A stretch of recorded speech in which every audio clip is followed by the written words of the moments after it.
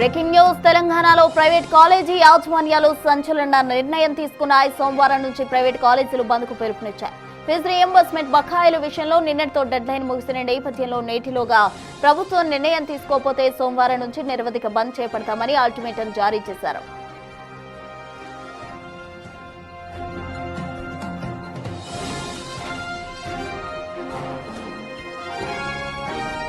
2024-25 విద్యా సంవత్సరానికి గాను పెండింగ్ లో 9,000 కోట్ల రూపాయలు బకాయిలున్నాయి. ఇందులో దసరాకు 1,200 కోట్లు ఇస్తామని ప్రకటించిన ప్రభుత్వం 300 కోట్లు మాత్రమే విడుదల చేసింది.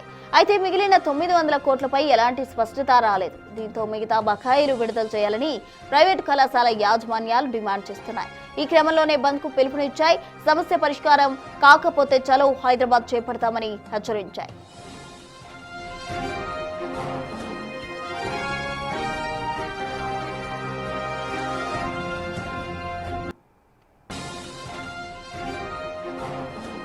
ప్రైవేట్ కాలేజీల బంద్ కు సంబంధించి తాజా అప్డేట్స్ మా ప్రతినిధి సుజాత అందిస్తారు. సుజాత, రేపటి నుంచి నిరవధిక సమ్మెకు పిలుపునిచ్చాయి ప్రైవేటు యాజమాన్యాలు. కాలేజెస్ కి సంబంధించి ఫీజు రీయింబర్స్మెంట్ విషయంలో ఈ నిరవధిక సమ్మె చేయబోతున్నారు. తాజా అప్డేట్స్ ఏంటి? ప్రస్తుతం రేపటి నుంచి తెలంగాణ రాష్ట్ర వ్యాప్తంగా ప్రైవేటు కాలేజీల నిరవధిక సమ్మెను కొనసాగించనున్నారు. ప్రభుత్వం నుంచి రావాల్సినటువంటి ఫీజు రియంబర్స్మెంట్ బకాయిలు దాదాపు 1,200 కోట్ల రూపాయలు రావాలి. గతంలోనే దీపావళికి దసరాకి 600 కోట్ల రూపాయల చొప్పున 2 విడతల వారీగా చెల్లిస్తామని ప్రభుత్వం హామీ ఇచ్చింది. కానీ ఇచ్చినటువంటి హామీని నెరవేర్చలేదు.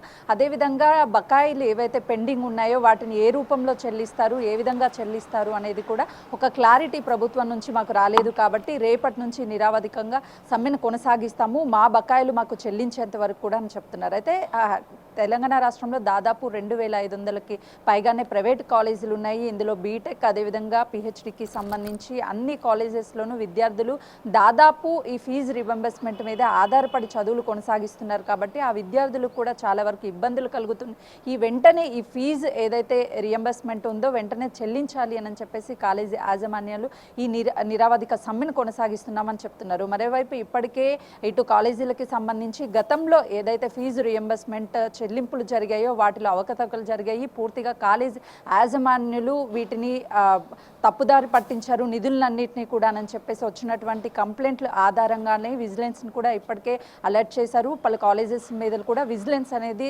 తనిఖీలు ముమ్మరం చేసిందనే చెప్పాలి. ఒకవైపు ప్రభుత్వము ఫీజు బకాయిలు చెల్లించడానికి సిద్ధంగా ఉన్నాము అని చెప్పినప్పటికీ ఇటు యాజమాన్యులు మాత్రము ఫీజుని రిమెంబర్స్మెంట్ అడిగిన నేపథ్యంలోనే మా మీద కక్షపూరితంగా విజిలెన్స్ని ఆదేశించారు అని చెప్పేసి వాళ్ళ వర్షన్ చెప్తున్నారు. కానీ ప్రభుత్వం మాత్రము వచ్చినటువంటి ఫిర్యాదుల మేరకే మేము విజిలెన్స్ని అనేది అటు రిపోర్ట్ ఆధారంగా చేస్తున్నామని చెప్పేసి ప్రభుత్వం చెప్తుంది. కాబట్టి ఆ తెలంగాణ రాష్ట్రంలో ఉన్నటువంటి అన్ని కాలేజీల్లోనూ ఏదైతే కొన్ని రూల్స్ అండ్ కండిషన్స్ ఉంటాయి వాటి ఆధారంగా ప్రైవేట్ కాలేజీలు అనేది రన్ చేయాలి. కానీ వాటన్నిటిని తుంగలో తొక్కి ఇష్టానురాజ్యంగా ఫీజులు వసూలు చేయడంతో పాటు చాలా వరకు అటెండెన్స్ ఏదైతే ఉంటుందో రెగ్యులర్గా వచ్చేటువంటి విద్యార్థులకి అదేవిధంగా ఫీజు రియంబర్స్మెంట్ ఎవరికి ఇవ్వాలో ఆ విద్యార్థులకు కాకుండా మిగతా వాళ్ళకు కూడా తప్పు లెక్కలు చూయించి చాలా వరకు ఫీజు రియంబర్స్మెంట్ వసూలు చేస్తున్నారు ప్రైవేట్ కాలేజీలు అని చెప్పేసి చాలా వరకు ఆరోపణలు ఉన్నాయి. వీటన్నిటినీ కూడా పరిశీలించిన తర్వాత మాత్రమే ఈ విజిలెన్స్ రిపోర్ట్ ఆధారంగా వాళ్ళ మీద ఖచ్చితంగా చర్యలు తీసుకుంటాము అని చెప్పేసి ప్రభుత్వం చెప్తుంది. కానీ ఈ ప్రైవేట్ కాలేజ్ యాజమాన్యులు మాత్రము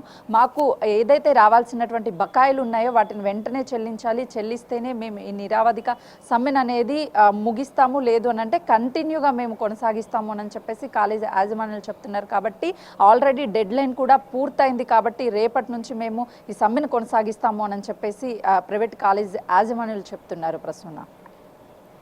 రైట్, థ్యాంక్ యూ సుజాత.